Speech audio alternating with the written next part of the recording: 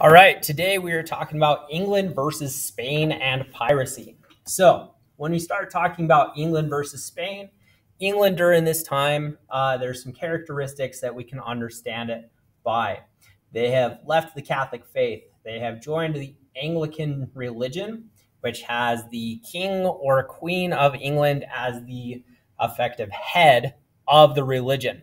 Spain is mad about this because Spain is the most Catholic of all of the nations, and the Pope during that time would be offended for people leaving the religion.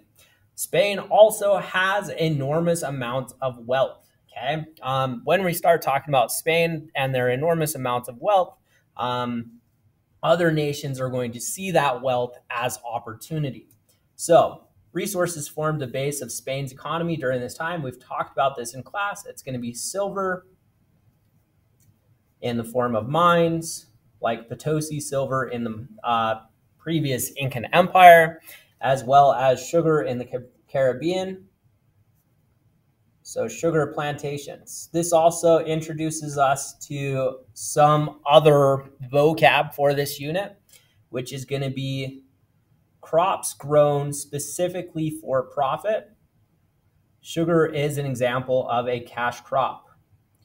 So an effective money plant. Okay. All right. And then the last one used to produce these is slave labor, which we don't need to get in too much. We will be reviewing on individual days. So Queen Elizabeth during this time is against Spain, and she sees this as an opportunity to make her very poor and isolated country more wealthy. What she's going to do is she is going to have an idea of sea dogs, and England is an island. Okay. And on this island, there's, as we could guess, plenty of sailors that would be adept at sailing. Okay. She sees these sailors as an opportunity to take some of this wealth. Okay. And if you're using sea to steal stuff, then this is going to give us piracy. Okay. England, how could these help Queen Elizabeth and England? She is going to look to piracy to become rich.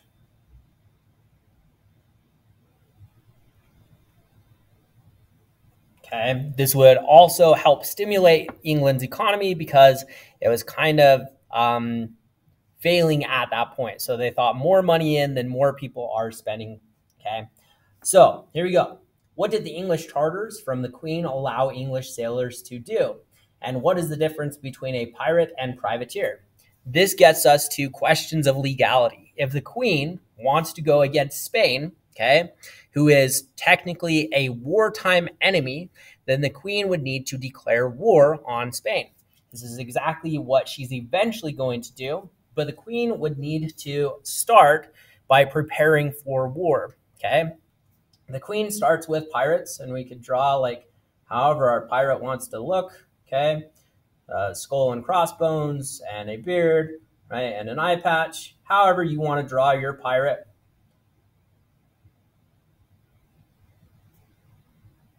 But we just need to understand that our pirate, here look, he even has a hook, that our pirate is going to be seen as a criminal, and a criminal acts without the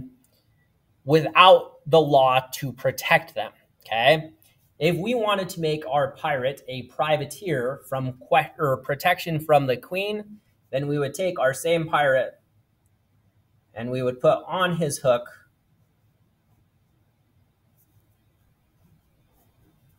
a charter, okay? And a charter equals almost essentially like a permission slip.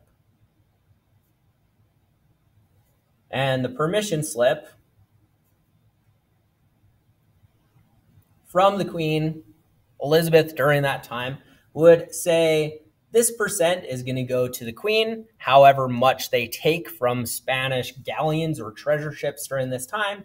And it would lay out that goes to the pirate or the person or the noble in charge. That goes to the company financing it. And this goes to the crown. And the queen would be the one to sign here, essentially granting legal permission for a pirate, okay, to go and steal stuff from others. That's what a charter is. It is legal permission to do something, okay? Are legal okay to take from Spain. These charters are essentially a declaration of war, and that's how Spain sees this. Spain, even though they are benefiting from the encomienda and the mission system and their empire is thriving, they're still going to be mad at the Queen Elizabeth for essentially taking their stuff. So what's going to happen is King Philip II of Spain is going to build the Spanish Armada. And the Spanish Armada is going to be a large series of gunships, okay? And our large series of gunships for the Spanish Armada are going to be tasked with the following things, okay? Spain is still angry that England is Anglican.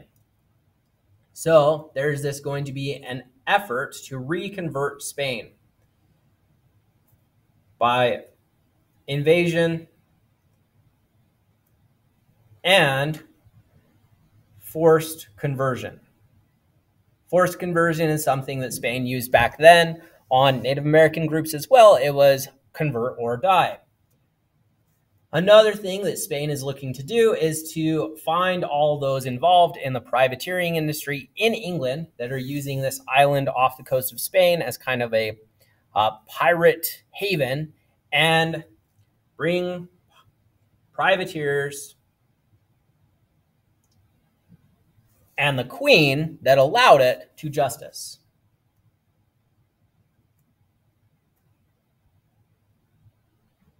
So there's lots of roles in this. Just understand that the Spanish Armada is kind of like the Death Star. Eventually the Death Star, okay, in Star Wars, it gets blown up. And that even though this giant armada of big gunships was meant to force England into kind of going back to what they were before, it actually helps England when the Spanish Armada is destroyed to become a stronger country, okay? So, moral of the story with Spanish Armada is, in order to grow, England is going to be okay with privateering, which is legal piracy.